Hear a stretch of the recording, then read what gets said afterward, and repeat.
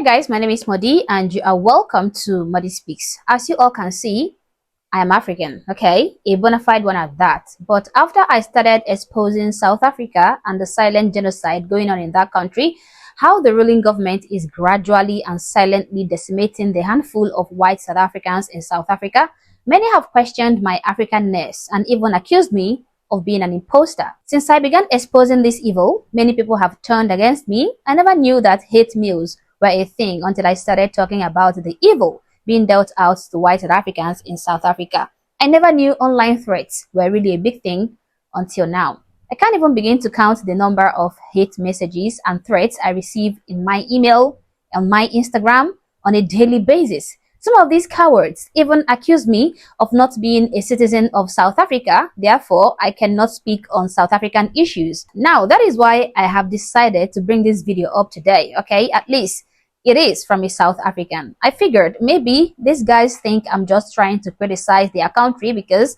I'm envious, even though I don't know what I'm going to be envious about. I thought maybe they think I'm just fabricating all these stories just to paint their country in a negative light, even though everything I said was fact. Nothing was pulled out of my bum. All the points I made could be fact-checked in real time. I did not generate AI videos of powerful government officials screaming and calling for the massive massacre of white farmers in South Africa.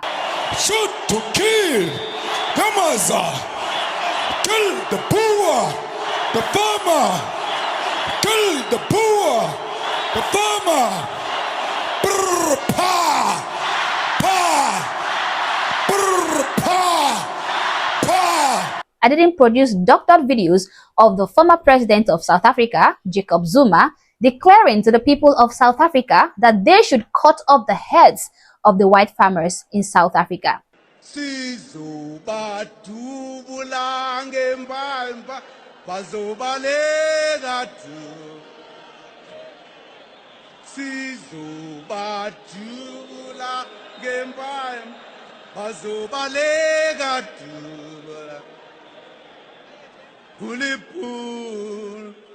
Sizogoshaya uzotuculwa uliphuno sizogoshaya uzobaleka tu sizobatula bazobaleka tu. That video is real, okay? Those videos, all these videos are real and they are available on the internet. I also did not change the history of South Africa, which points out that the San and the Khoisan people of South Africa are only the natives of South Africa. The Bantu tribes migrated to South Africa in the early 1500s and the Boers shortly after that in 1652. There are numerous testimonials, videos, documentaries detailing and showing you the killings and horrible attacks on white South African farmers in South Africa simply because they are white. These are all factual evidence. I merely pointed them out to you guys, but they still called me a liar, threatened me, and even dismissed my statements, citing that I'm not South African and therefore I cannot speak on these issues. So right now, we are going to listen to a South African and we are going to listen to his own perspective, and maybe, just maybe, that will make a difference. Maybe people will hear me now that a bona fide South African is talking about it, is being vocal about this. But before we dive into the video though, please consider subscribing to the channel if you've not already. Like and share this video to keep people informed, and consider joining my membership or maybe buy me a coffee if you like, as a way of supporting the channel. Alright. Ladies and gentlemen, let's not waste time. I want us to get straight into the storm. Because this is not just a political issue. This is a cultural crisis, a moral unraveling, and what seems to make it worse is that Julius Malema and his merry band of EFF race merchants are playing a dangerous, wicked, and divisive game with this, and South Africa is the chessboard. And we, the ordinary people, we are the pawns in this massive chess game. Sure, they call it freedom of speech. They say it's just a struggle song. They tell you that it's all part of dismantling structural inequality and economic apartheid. But let me ask you something real. Since when did kill the Boer, kill the farmer become a policy strategy? Since when did chanting hatred, glorifying violence, and weaponizing identity become the new normal? Malema walks into rallies like he's some kind of revolutionary messiah. Red beret tilted, his mic is in hand, his voice amplified by speakers and surrounded by adoring fans. But look beyond the performance. Strip away the theatrics. What you find is nothing much, and certainly not a freedom fighter. You'll find a populist, a salesman, a dealer of division. His product is victimhood politics. His currency is anger, resentment, and race. And what do his loyal followers chant as they jump up and down? Kill the Boer. Do you hear that? That is not a song, that is a protest. That's a call to violence. That is racial incitement. That's hate speech dressed up in struggle nostalgia. The double standard we all see but pretend not to. Because I want us to flip the script. Just imagine a white political leader in South Africa standing in front of thousands of people chanting anything remotely similar to kill the black man. Would it be tolerated? Would the media call it cultural song? Would they say it's taken out of context? Hell no! They would be protests, petitions, international outrage, and rightfully so, because hate is hate. So why does Malema get a free backstage pass? Why is he allowed to openly weaponize racial pain for clout? Why is he allowed to do it and not anyone else? Let me tell you something. This is not random. This is not some spontaneous thing. This is well calculated. Malema knows exactly what he is doing. He knows anger wins votes. He knows victimhood attracts headlines. He knows division breeds loyalty. So he digs deeper into the racial wound. He rips open history not to heal but to infect, to manipulate and to control and to amputate. And the result is a generation of black youth growing up not with hope but with hatred, not with solutions but with slogans. Where are the adults in all these situations? Where are the so-called leaders who should be standing up to this nonsense? Oh, that's right, they're in it too. Where's the ANC? Where's President Ramaphosa? Where are the business leaders, the artists and the icons? Silent. Cowards in suits, because they know it's wrong. They know it's dangerous. But they say what? Nothing. Why? Because they fear being labeled like me. Being called a racist, a sellout, a coconut, colonial. Meanwhile, Malema dances in the flames, untouched, unbothered, unchecked. Because while Malema performs his rage opera, real people are suffering. White farmers are being killed in brutal targeted attacks, black farmers as well. Families destroyed, lives ruined. But when you mention it, Sama's exaggerating, don't watch that guy.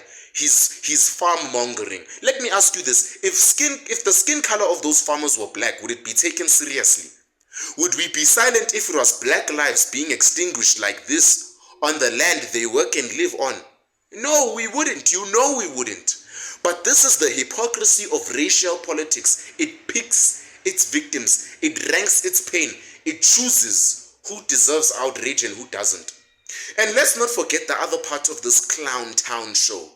Malema screams about land expropriation, nationalization, free education, free healthcare, free everything. As if printing slogans automatically prints money. As if bankrupting the state will somehow bring justice. But guess what? The people who suffer most under these empty promises are the very people who cheer him on. The unemployed, the hungry, the hopeless. Tell me if I'm telling lies. Malema gives them noise, never nourishment, rage, but never results. They cheer and cheer louder because it feels good, like a drug. It gives them power. It's hollow. It's fake, like drinking seawater when you're thirsty. Don't think this is just a local drama. When Julius Malema sings Kill the Boer, the whole world hears it. Now it does. The investment world hears it. The international press hears it. Foreign governments hear it. The US hears it. And guess what they think? South Africa is a racial powder keg. A failed reconciliation, a disaster in the making. And they pull back. Investors leave. Tourism drops. Aid freezes. Partnerships dissolve. Because no one wants to build a future in a country whose leaders are so obsessed with the past they would shove it up their asses if they could. But there's more. Let's not forget Malema's greatest talent, pretending to be the underdog while living like royalty. This is the man who rails against white capital while allegedly hiding assets, who claims to speak for the poor while wearing designer clothes, who says he hates the system but rides its perks like a pro. And somehow, His followers don't see that contradiction. No, they don't care. Because in the theater of rage, logic does not matter. Emotion is king. So what's the end game here? If the chants continue, if the hatred is normalized, if racial division becomes the core of political identity, what happens to South Africa? Do we collapse into violence? Do we structure to tribalism? Do we become another warning to the world? Or do we wake up? But let me tell you one thing.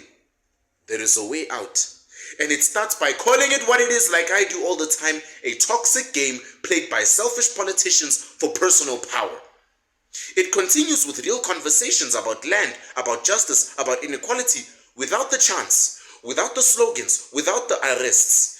It ends with leaders and entertainers who want to do nothing but feed these people more and more lies. Ladies and gentlemen, this is not about black versus white. This is not about past versus future, it's about truth versus propaganda. And the truth is, Malema is not saving the country, he is dividing it. He is not empowering the poor, he is using them. He is not confronting justice, he is manufacturing outrage. So the next time you hear that chant on TV, the news, wherever, the next time you see that beret, ask yourself, whose voice is actually being heard here?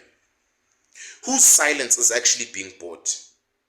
Because South Africa cannot afford to keep singing songs of hate while pretending we are a rainbow nation and building peace. I just wanted you guys to hear that for yourself. I did not want to interrupt. And of course, I will link his channel in the description box below. This young man raised a lot of meaningful concerns, but I won't dare say anything, okay? They don't want to hear from me. Remember, they don't want me to talk. I'm not South African.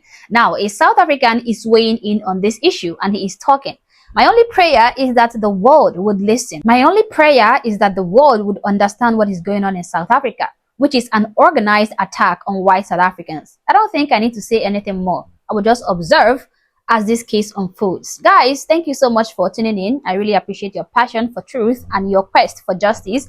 And for those who are not subscribed to my channel, honestly, I still don't know what you're waiting for. I see you in the views, so please subscribe to the channel. Like and share this video to keep people informed, and consider joining my membership or buy me a coffee if you like, as a way of supporting the channel. Thank you for watching this video, and I hope to catch you on the next one. For now, peace.